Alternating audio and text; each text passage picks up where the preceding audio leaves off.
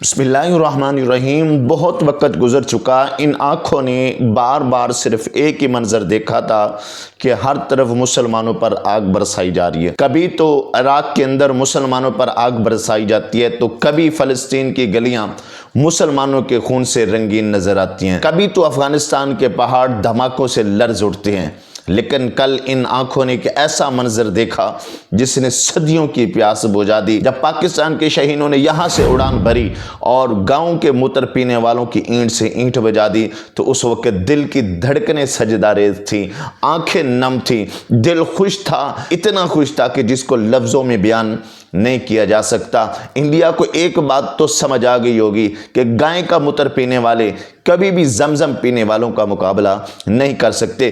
कई बुतों के सामने झुकने वाले एक खुदा के सामने झुकने वालों का मुकाबला नहीं कर सकते। मालिक तेरा शुक्र है जिसने हमें सुरखरू किया। अल्लाह ताला मेरे वतन को भी सलामत रखे और अफवाज पाकिस्तान को भी सलामत रखे।